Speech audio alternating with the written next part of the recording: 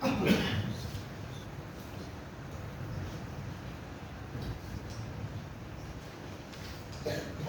بالله من الشيطان الرجيم. بسم الله الرحمن الرحيم. إن الذين قالوا ربنا الله ثم استقاموا تتنزل عليهم الملائكة ألا تخافوا ولا تحزنوا وأبشروا بالجنة التي كنتم توعدون نحن أولياؤكم في الحياة الدنيا وفي الآخرة ولكم فيها ما تشتهي أنفسكم ولكم فيها ما تدعون نزلا من غفور رحيم. ومن أحسن قولا ممن دعا إلى الله وعمل صالحا وقال إنني من المسلمين. ولا تستوي الحسنة ولا السيئة ادفع بالتي هي أحسن فإذا الذي بينك وبينه عداوة كأنه ولي حميم. وما يلقاها إلا الذين صبروا وما يلقاها إلا ذو حظ عظيم. حضرات مکی صورت ہے اور مکی صورتوں میں مخاطب سامنے کفار اور مشرکین ہوا کرتے تھے. اس سے پہلے کی آیتوں میں اللہ تبارک و تعالیٰ نے قوم عاد اور ثمود پر جس طرح کے عذابات آئے ان کا تذکرہ فرمایا اور یہ فرمایا کہ سمجھ جاؤ، سدھر جاؤ، مان لو، نہیں تو تمہارا انجام بھی بہت بد سے بدتر ہوگا. اس کے بعد ان کی جو حرکتیں تھیں ان کا تذکرہ ہوا. اب ماننے والوں کا اور ان پر جو انعامات ہیں اسے اللہ تبارک و تعالیٰ ذکر فرما رہے ہیں. اللہ فرماتے ہیں ان الذین قالوا، بے شک وہ لوگ جنہوں نے کہا کہ ہمارا رب اللہ ہے، ثم استقاموا، پھر اس پر جمے رہے، ڈٹے رہے، استقامت سے رہے. تتنزل علیہم الملائکہ، ان کے اوپر ان کے پاس ملائکہ نازل ہوں گے، اتریں گے اور کہیں گے اللہ تخافوا، خوف نہ کرو اور غم نہ کرو اور خوشخبری تمہارے لیے جنت کی ہے، اس جنت کی جس کا تم سے وعدہ کیا گیا ہے. یہ آیت کریمہ گزشتہ مجلس میں آئی، اس میں بات آئی کہ بھئی اللہ کو رب ماننے کا مطلب ہے اس کے صفات، اس کے کمالات اور اس کے جو تقاضے ہیں ان پوروں کو اپنانا ہوگا، پھر اس پر جمے رہنا ہوگا. استقامت کہتے ہیں کہ بھی ایک کام کو تسلسل کے ساتھ، پابندی کے ساتھ جو کام ہے اس پر رہنے کو استقامت کہا جاتا ہے. چھوڑ پکڑ، کبھی کر لیا، کبھی چھوڑ دیا، کبھی چھوڑ دیا، کبھی کر لیا، یہ کوئی چیز نہیں. لوگ استقامت کو معمولی درجہ سمجھتے ہیں، جبکہ اللہ والوں نے کہا الاستقامت فوق الکرامہ. استقامت دین پر جمے رہنا، معمولات پر ڈٹے رہنا، یہ جو کرامتیں ہیں ان سے بھی بلند چیز ہے. بات کو سمجھنے کے لیے واقعہ سناتا ہوں. حضرت حسن بصری رحمۃ اللہ علیہ کا غالباً واقعہ ہے. ان کے پاس ایک آدمی ان کی خدمت میں رہا اور ایک لمبے عرصے کے بعد وہ جانے لگا. حضرت نے پوچھا کیا بات ہے، کیوں جانا چاہتے ہو؟ اس نے کہا کہ حضرت میں تو آپ کو بہت بڑا اللہ کا ولی سمجھ کر آپ کی خدمت میں رہا، اتنے سال خدمت کیا، میں نے کوئی آپ کے پاس کرامت نہیں دیکھی کہ کبھی آپ ہوا میں اڑے ہوں، کبھی اس طرح کی عجیب چیز پیش آئی. تو حضرت نے کہا ٹھیک ہے، جا رہے ہو یہ بھی بتاتے ہوئے جاؤ اتنے سال جو تم ہماری خدمت میں رہے، دن رات قریب میں رہے، ہمیں بتاؤ کبھی کوئی کام ہم نے خلاف سنت کیا ہے کہ مسجد میں داخل ہوتے ہوئے سیدھا پیر رکھنے کے بجائے بایاں پیر رکھ دیا، مسجد سے نکلتے ہوئے بایاں پیر رکھنے کے بجائے دایاں پیر رکھ دیا، یا کبھی کھڑے ہو کر پانی پی لیا، یا کبھی کوئی کام تم نے خلاف سنت دیکھا ہے؟ اس نے کہا حضرت 10 سالوں میں نے کبھی کوئی کام آپ کو خلاف سنت کرتے ہوئے نہیں دیکھا۔ حضرت نے فرمایا اس سے بڑی کرامت کیا چاہیے؟ اسے ذرا اور سمجھنے کے لیے سمجھانے کے لیے میں بتانا چاہتا ہوں، آج میں اور آپ عہد کر کے یہاں سے اٹھے، 10 سال نہیں، 10 مہینے نہیں، 10 ہفتے نہیں، 10 دن بھی نہیں، 24 گھنٹے ہم مکمل سنت کے مطابق زندگی گزاریں گے، اس عہد کو کر کے اٹھے، پھر 24 گھنٹے کے بعد اپنا محاسبہ کریں کہ ہم 24 گھنٹے سنت کے مطابق زندگی گزاریں۔ سنتوں اور مستحبات اور آداب کو تو چھوڑیے، مکروہات سے آگے بڑھ کر محرمات تک کا جو ہے روزانہ 24 گھنٹوں میں باوجود کوشش کے ہم سے جو ہے اجتناب ہونا مشکل ہے۔ تو الاستقامت فوق الکرامہ، استقامت جو ہے وہ کرامت کے اوپر کے درجے کی چیز ہے۔ اور دیکھیے مایوس ہونے کی ضرورت نہیں، گھبرانے کی ضرورت نہیں ہے کہ یہ ہم سے ہو ہی نہیں سکتا، کوئی چیز آپ سے نہیں ہو رہی ہے اللہ اس کا مطالبہ نہیں کرے۔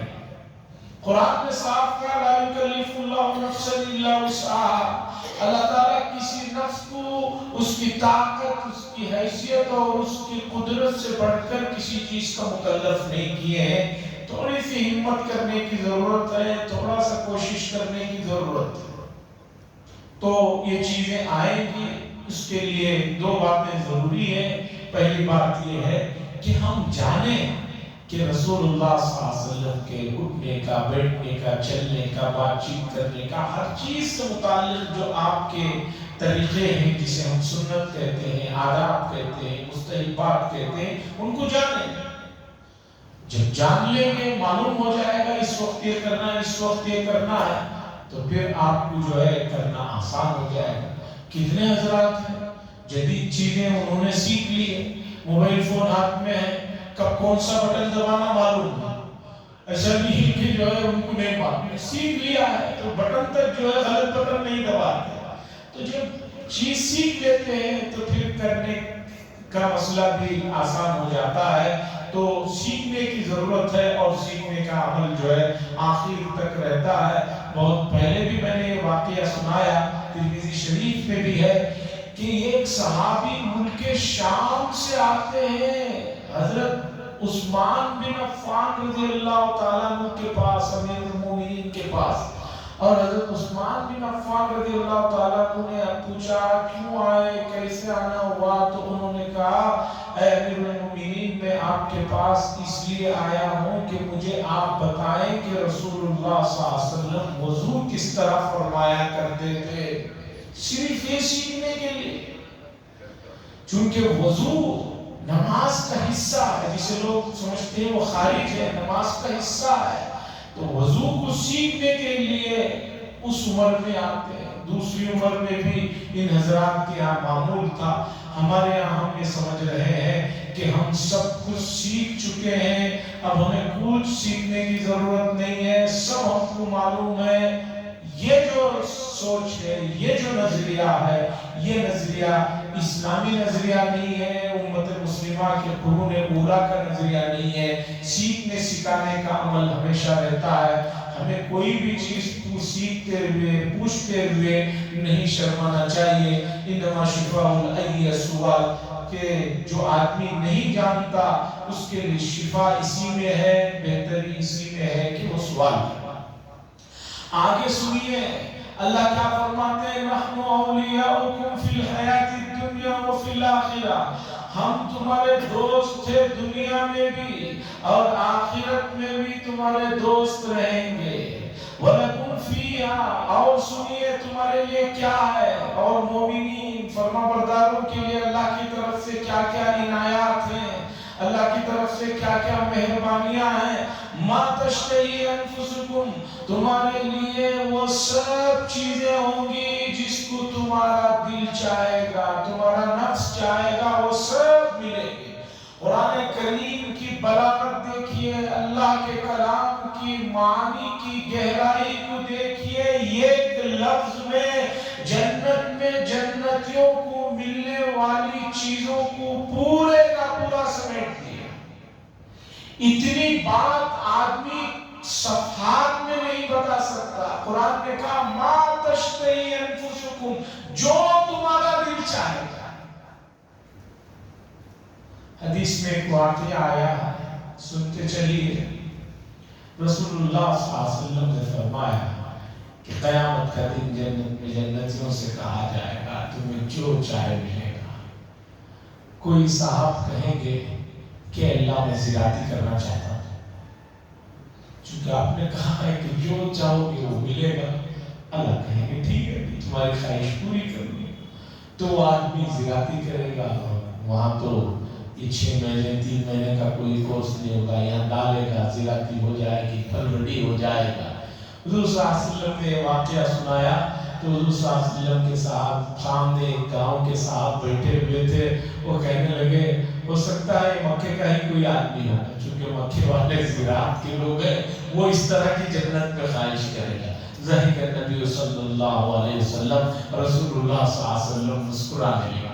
جب ان صاحب نے کہا ہو سکتا ہے وہ کوئی مکے کا ہی آدمی ہوگا جو اس طرح کی وہاں بھی فرمائش کرے گا. ما تشتہی انفسکم، جو تمہارا دل چاہے گا وہ تمہیں سب ملے گا. وَلَكُمْ فِيهَا مَا تَدَّعُونَ، اور تمہارے لیے وہاں وہ سب چیزیں میسر ہوں گی جسے تم منگوانا چاہتے ہو، جسے تم طلب کرنا چاہتے ہو، وہ سب دیے جائیں گے. آگے اللہ نے کیا بہترین بات کہی، نُزُلًا مِّنْ غَفُورٍ رَحِيمٍ. یہ سب کچھ جو دیا جائے گا صدقہ نہیں ہوگا، ایسی حقارت سے نہیں ہوگا، ایسی ہی کنجراہٹ اور ناپسندیدگی سے نہیں ہوگا. بہت ساری مرتبہ ہم بھی کسی کو کچھ دیتے دل نہیں چاہتا، کیا کریں سر پہ مسلط ہو گیا ہے، سر پہ مسلط ہو گیا ہے، دل نہ چاہتے ہوئے دے لو بھی کیا ہو. اللہ فرما رہا ہے نزلا من غفور الرحیم، یہ اللہ تبارک و تعالیٰ کی طرف سے میزبانی ہوگی. اور میزبان جو ہے، میزبانی جو ہوتی ہے وہ خوشی خوشی سے ہوتی ہے.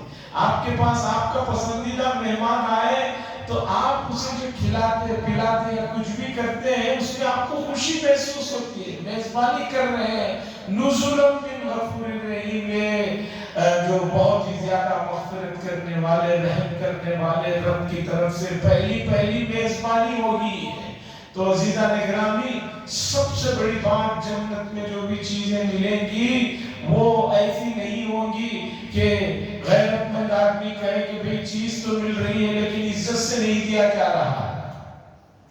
جیسے کہ ہمارے بنگلور شہر میں ہے، پہلے لوگوں کو کھانا دے دیا جاتا، مانگنے والوں کو تو خوشی سے لے کر چلے جاتے تھے. اب کیا کہہ رہے ہیں؟ نہیں حضرت کھانا نہ کو، بٹھا کو کھا لیتا ہوں نہ تو کھاتا ہوں، یہ لے لے کو جانے نہیں ہوتا، بٹھا کر کھا لا.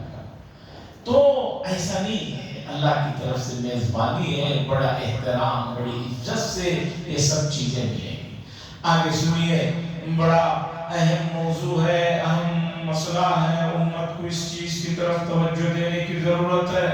اللہ فرماتے ہیں وَمَنْ أَحْسَنُ قَوْلًا مِّمَّنْ دَعَا إِلَى اللَّهِ، اور اس شخص سے بڑھ کر کس کی بات ہوگی جو اللہ کی طرف لوگوں کو بلائے. اس سے بہتر کسی کی بات نہیں ہو سکتی جو لوگوں کو اللہ کی طرف بلائے. اور اللہ کی طرف بلانے کے ساتھ وہ عاملہ صالحہ، اور خود بھی نیک کام کر رہا ہے، اچھے کام کر رہا ہے، صرف بلا کر غائب نہیں ہو جا رہا ہے. نماز کو بلا رہا ہے تو خود بھی نماز کو آ رہا ہے، کسی اچھی چیز کا حکم دے رہا ہے تو خود بھی کر رہا ہے. اس سے پتہ چلا کہ دعوت دینے والوں کو چاہیے کہ اپنے اندر اعلیٰ صفات کو پیدا کریں. اور آگے سنیے، نیک کام بھی کر رہا ہے اور کیا کہہ رہا ہے، وہ قال اننی من المسلمین، اور کہتا ہے کہ بھئی میں فرما برداروں میں سے ہوں.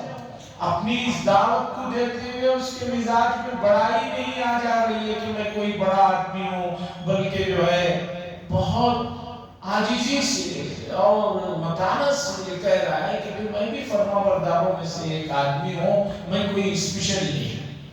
مولانا سید ابو الحسن علی حسینی صاحب قدس سرہ نے اس آیت کریمہ کی ذیل میں ایک جگہ پر ایک بڑا لمبا مضمون لکھا ہے، اور یہ لکھا ہے آج دنیا میں ہر چیز کی دعوت دی جا رہی ہے لیکن اللہ کی طرف کوئی نہیں بلا رہا۔ پھر حضرت نے بہت سے مثالیں دی، میں ان مثالوں کو چھوڑ کر موجودہ زمانے میں ماحول میں سمجھنے کے لیے آسان مثالیں دیتا ہوں۔ مثال کے طور پر ایک نوجوان بچہ ہے، وہ کیا کرتا ہے، اتوار کا دن ہے، چھٹی کا ہے، دوستوں کو جو ہے بلاتا ہے، چلو بھی کرکٹ کھیلنے چلتے ہیں، اور کسی گیم کے لیے بلاتا ہے، کسی اور کام کے لیے بلاتا ہے۔ ایک دوسرا آدمی وہ کہتا ہے کہ بھئی تم کہاں وہ چیز خریدتے ہو، وہاں مت خریدو، یہاں خریدو، اس کے برانڈ کی تعریف کرتا ہے۔ حتیٰ کہ جو چیزیں ناپسندیدہ ہیں، ان ناپسندیدہ چیزوں میں بھی لوگ ایک دوسرے کو اپنی پسند کی طرف مائل کرتے ہیں۔ بہت سارے لوگ کہتے ہیں تم کون سے برانڈ کی بیڑی سگریٹ پیتے ہو، وہ مت پیو، یہ پیو۔ یہ دعوت ہی تو ہوئی، یہ بلانا ہی تو ہوا۔ ایک ناپسندیدہ چیز کی طرف آدمی بلا رہا ہے، سب چیزوں کی طرف دعوت دی جا رہی ہے، اللہ کی طرف کوئی نہیں بلا رہا ہے۔ یہ بہت زیادہ افسوس اور غم کی بات ہے۔ حضرت مولانا عمر صاحب پالنپوری قدس سرہ ایک بہت بڑے دائی گزرے ہیں، الحمدللہ ان کی مجلسوں میں بیٹھنے کا 1990 سے 94 تک اتفاق ہوا ہے۔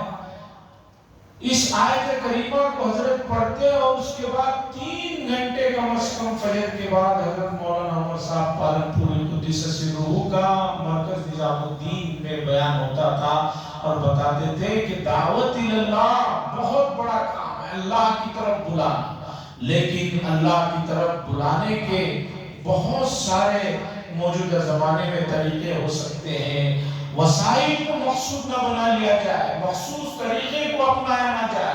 آپ آتے آتے کسی کو ایک فون کر دیا، نماز کو آ جاؤ، اللہ کی طرف آ جاؤ، یہ بھی دعوت کا کام ہے۔ چلتے چلتے کسی نوجوان کو راستے میں ملا، اس کی پیٹھ تھپک کر آپ نے کہا آؤ بیٹا نماز پڑھ لیتے ہیں، بچے کو اپنے لا لیے، ساتھ میں دوستوں کو لا لیے، بیٹھے ہوئے تھے ان کو بلا لیا۔ جو بھی طریقہ ہے، چاہے موجودہ زمانے میں فون کے ذریعے سے، میسج کے ذریعے سے، اور دوسری بہت سے طریقے ہیں، اللہ کی طرف دعوت دینے کی ضرورت ہے۔ یہ چیز اللہ کی نظروں میں بہت پسندیدہ ہے۔ قرآن مجید نے ایک جگہ پر ذکر کیا دوسرے پارے میں، مکے کے لوگ حج کرنے کے بعد جو ہے وہاں مینا مزدلفہ عرفات میں اپنے خاندان کی، اپنے دوسرے لوگوں کی بڑائیاں کرتے بیٹھتے تھے، ان کے محبت کے قصے سناتے تھے۔ اللہ نے کہا کہ بھئی تذکرہ تو اللہ کا ہونا چاہیے، بڑائی تو اللہ کی ہونی چاہیے، یہ کیا ہے کہ تم اپنے آبا و اجداد کے جو ہے مسائل کو لے کر بیٹھے ہو۔ قال اننی من المسلمین، اور آدمی کے اندر عاجزی کی ضرورت ہے، تواضع کی ضرورت ہے، انکساری کی ضرورت ہے۔ آدمی کتنا بھی لوگوں کو اللہ کی طرف بلائے، وہ کبھی اپنے آپ کو بڑا نہ سمجھے۔ اگر بڑا سمجھے گا تو سمجھیے کہ اس کی بات میں اثر بھی ختم ہو جائے گا، اور اللہ کو بھی یہ چیز ناپسندیدہ ہوتا ہے۔ ایک آدمی بار بار لوگوں کو نماز کو بلا رہا ہے تو نفس میں وسوسہ آ سکتا ہے، شیطان بہکا سکتا ہے کہ بھئی تم بہت بڑے ہو گئے ہو، روزانہ لوگوں کو نماز کو بلاتے ہو، اچھائیوں کی طرف بلاتے ہو، اس طرح تمہیں دھوکہ دے سکتا ہے۔ دھوکے میں مت پڑنا، اننی من المسلمین، میں بھی فرما برداروں میں سے ایک ہوں، میں کوئی اسپیشل کیٹیگری کا نہیں ہوں۔ اللہ فرماتے ہیں وَلَا تَسْتَوِي الْحَسَنَةُ وَلَا السَّيِّئَةُ، بدی اور اچھائی دونوں برابر نہیں ہو سکتے، اچھائی اور برائی دونوں برابر نہیں ہو سکتے۔ آگے اللہ چونکہ مکی صورت ہے، مکے میں ہمیشہ مخالفین کی طرف سے برائی کا اور سختیوں کا جو ہے واسطہ ہوتا تھا۔ اللہ فرماتے ہیں آپ جو ہے کسی کو دفع کرنا ہے، کسی سے مجادلہ کرنا ہے، کسی سے بحث کرنا ہے، تو جو طریقہ، جو انداز اچھا ہو اسے آپ اپنائیے۔ دیکھیے موجودہ زمانے میں جو مزاج ہے وہ یہ ہے کہ اب وہ زمانہ گیا جو بادشاہوں کا، راجاؤں کا، مہاراجاؤں کا ہوا کرتا تھا۔ اب سب کے پاس ہر چیز ایگول کے جیسا ہو گیا۔ وہ زمانہ گیا کہ پورے شہر میں ایک فون ہوتا تھا، وہ زمانہ گیا کہ پورے شہر میں ایک آدمی کے گھر میں مالدار کے کار ہوتی تھی۔ اب سب چیزیں سب کے پاس میسر ہیں، تو اب سب لوگ برابر ہی سمجھ رہے ہیں۔ تو اس لیے آپ کی کسی سے کسی موضوع پر بحث ہو جائے تو اللہ فرماتے ہیں ادفع باللتی ہی احسن، تو جو ہے جو سب سے بہترین طریقہ ہو اسے اپناؤ، تو کیا ہوگا؟ فَإِذَا الَّذِي بَيْنَكَ وَبَيْنَهُ عَدَاوَةٌ، اس بہترین انداز کو اپنانے کی وجہ سے وہ جو تمہارے اور اس کے درمیان میں شدید دشمنی تھی، نفرتیں تھی، كَأَنَّهُ وَلِيٌّ حَمِيمٌ، وہ جو ہے آپ کا گہرا دوست بن جائے گا، گہرا دوست بن جائے گا۔ عزیزان گرامی، عیسائیت کے پھیلنے میں اس کا بڑا رول ہے کہ ان کے لوگ جو ہے گاؤں گاؤں دیہاتوں میں جا کر جو کام کرتے ہیں، ان کا جو انداز ہوتا ہے، انسان کی نفسیات کو جان کر وہ جو کام کر رہے ہیں، جس کی وجہ سے ایک باطل مذہب دنیا کے کونے کونے میں پھیل رہا ہے، گاؤں گاؤں میں پھیل رہا ہے، دیہاتوں میں پھیل رہا ہے، اور اسلام کی اتنی ساری خوبیاں جسے امت جانتی نہیں ہے، طریقہ کار کو نہیں جانتی ہے، جس کی وجہ سے جو ہے بودھ ہے، جس کی وجہ سے دوریاں ہیں، جس کی وجہ سے نفرتیں آ رہی ہیں۔ قرآن کہتا ہے یہ احسن، اچھے طریقے سے کرو، کیا ہوگا؟ کأنہ ولی حمیم، وہ تمہارا گہرا دوست بن جائے گا۔ رسول اللہ صلی اللہ علیہ وسلم کی مکے کی زندگی، مدنی زندگی آپ دیکھیے، کیسے کیسے مخالفین تھے رسول اللہ صلی اللہ علیہ وسلم کے، لیکن رسول اللہ صلی اللہ علیہ وسلم کے اخلاق کی وجہ سے متاثر۔ ایک یہودی آتا ہے، وقت سے پہلے آ کر رسول اللہ صلی اللہ علیہ وسلم کے گھر پر بڑے ہی نازیبا انداز میں آواز دیتا ہے اور کہتا ہے کہ تمہارا خاندان ہی ایسا ہے کہ لوگوں کو ٹرکھاتے ہو، وعدہ پورا نہیں کرتے، وعدہ تو ابھی باقی ہے 2 دن یا کچھ دن، اس سے پہلے آ جاتا ہے۔ حضرت عمر بن خطاب رضی اللہ تعالیٰ عنہ نے اس موقع پر کہا یا رسول اللہ آپ کہیں تو اس کی گردن اتار دوں، تو حضور صلی اللہ علیہ وسلم نے فرمایا یہ طریقہ صحیح نہیں ہے، تمہیں چاہیے کہ اسے سمجھاتے کہ سلیقے سے بات کرو اور مجھ سے کہتے کہ وعدے کو پورا کرو۔ جب کچھ آپ کے صلی اللہ علیہ وسلم کے چہرے پر ناگواری کے آثار نہیں ہوئے تو آگے چل کر وہی آدمی ایمان میں داخل ہو گیا۔ عزیزان گرامی، ہے یہ ذرا مشکل کام، آگے اللہ خود کرتے ہیں وَمَا يُلَقَّاهَا إِلَّا الَّذِينَ صَبَرُوا، اور یہ جو چیز ہے دشمن سے محبت سے بات کرنا، دشمن سے نرمی سے بات کرنا، دشمن سے عاجزی سے بات کرنا، دشمن کی سننا، اور دشمن کو جو ہے اس کی دشمنی میں اضافہ نہ کر کے آپ کے اندر سب کچھ ہوتے ہوئے آپ اس کے ساتھ احسن اور بہترین لب و لہجے میں بات کریں گے تو وہ پگھل جائے گا۔ اللہ فرماتے ہیں نہیں ہے یہ کام مگر ان لوگوں کا جو صبر والے ہیں۔ وَمَا يُلَقَّاهَا إِلَّا ذُو حَظٍّ عَظِيمٍ، اور نہیں یہ اس کام تک پہنچ سکتے مگر وہی جو پہنچ جائیں تو بڑے حصے کو جو ہے پا لیتے ہیں۔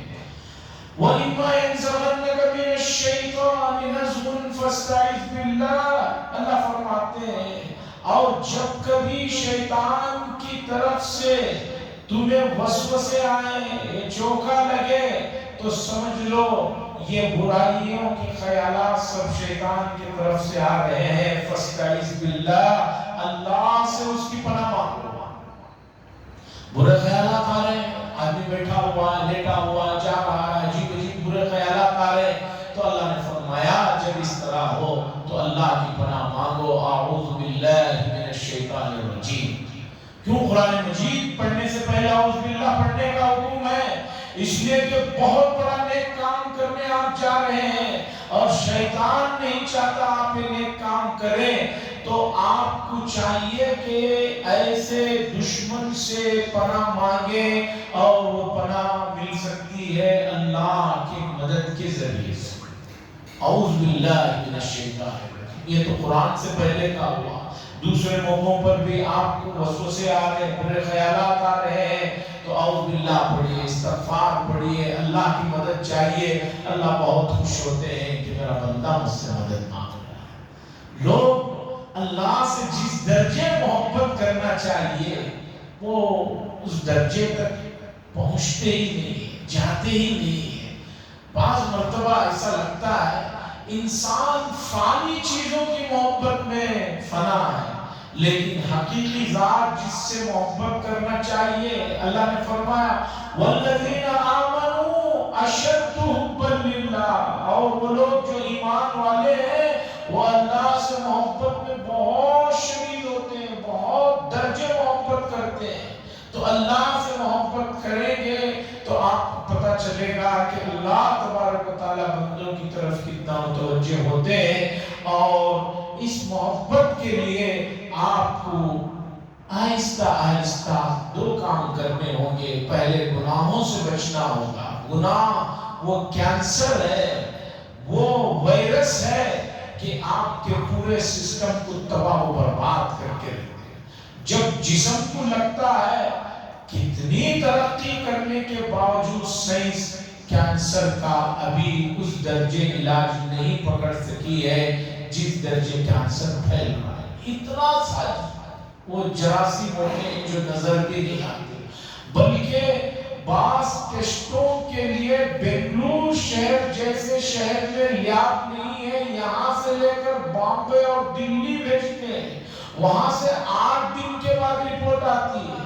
جب جسم کے کینسر کا یہ عالم ہے تو جو روح کو کینسر لگتا ہے وہ کس درجے کا ہے۔ اس لیے آدمی اللہ کا ذکر کرے، پہلے تو گناہوں سے بچے، دوسرا اللہ کا ذکر کرے۔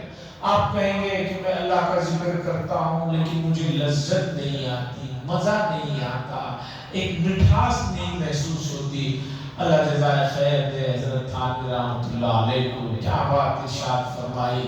حضرت تھانوی نے فرمایا اگر لذت نہیں آ رہی ہے تو غذا سمجھ کر کرو، لذت آ رہی ہے تو پھر وہ تو فائدہ ہے ہی۔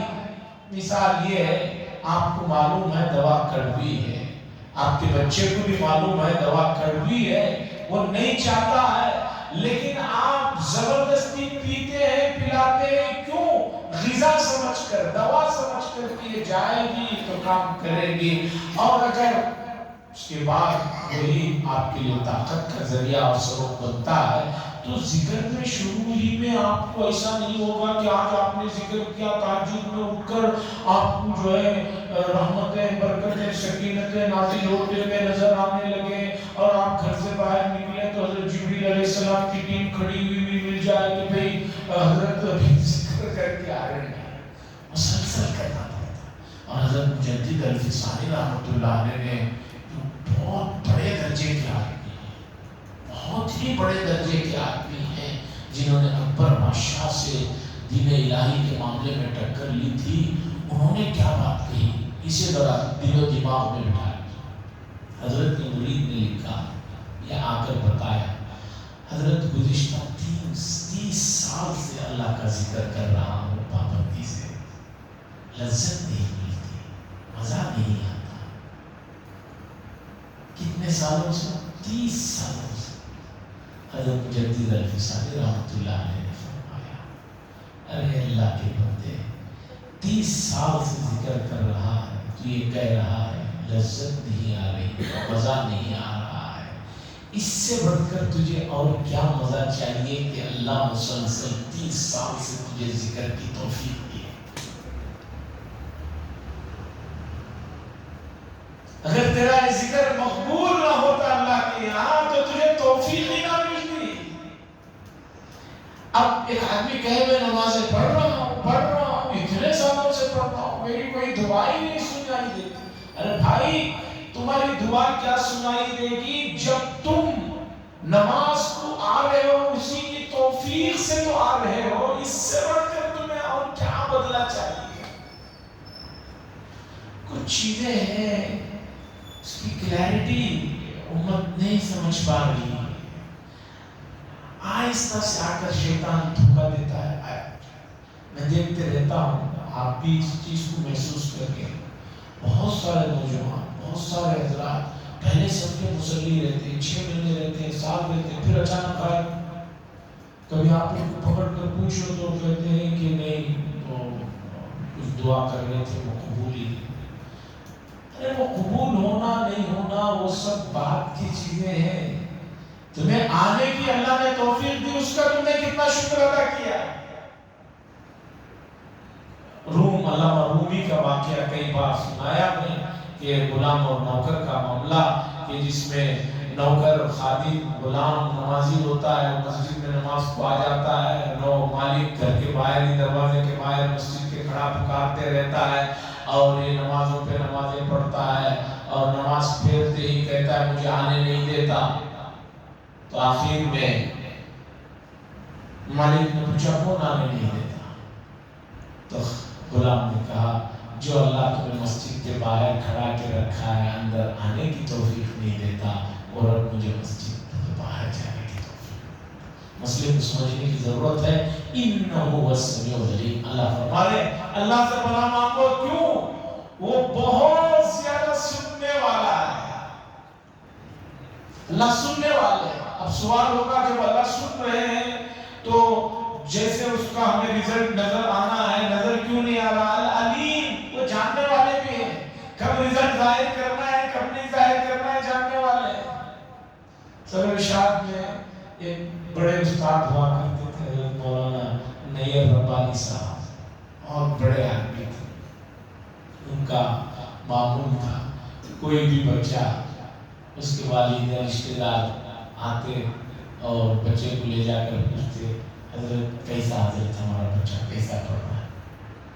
دیکھتے تمہارا بچہ ہمیں اس سے شریف بچہ پورے مدرسے میں ہے، بہت شریف اچھے بچہ کو سب بگاڑتا رہا تھا، مالک چلے. اب بچہ بھی پریشان، استاد بھی، باپ بھی پریشان. اس کے بعد بچے بولتے یہاں کیا کھڑی ہو، جاؤ مدرسے. اس کے بعد اس کے والد سے بولتے بچہ اچھا ہے، اگر میں بول دیا بہت اچھا، خود تو اتنی زبان سے چھارا ہونا شروع ہو جاتا ہے. علیم، اللہ جانتے ہیں کہ بھئی کب اس کا. کچھ لوگ ہیں رزلٹ ملتے ہی پھر اس کا الٹا کام شروع کر دیتے ہیں. تو اللہ کو معلوم ہے کب کیا کرنا ہے، وہ جاننے والے بھی ہیں. اس لیے اللہ کے ان صفاتی ناموں کو سمجھو اور اس پر یقین رکھو تو بہت سے مسائل حل ہو جائیں گے. اللہ سے دعا فرمائے اللہ تبارک و تعالی ان مضامین کو سمجھنے کی اور اس کے مطابق پر عمل کرنے کی توفیق نصیب فرمائے. وآخر دعوانا لك الحمد ولك الشكر يا الله. اللهم صل على سيدنا شفيعنا نبينا حبيبنا مولانا محمد وعلى وسلم. ربنا آتنا في الدنيا حسنة وفي الآخرة حسنة وقنا عذاب النار. صلى الله تعالى وسلم على خير محمد وعلى آله وصحبه أجمعين.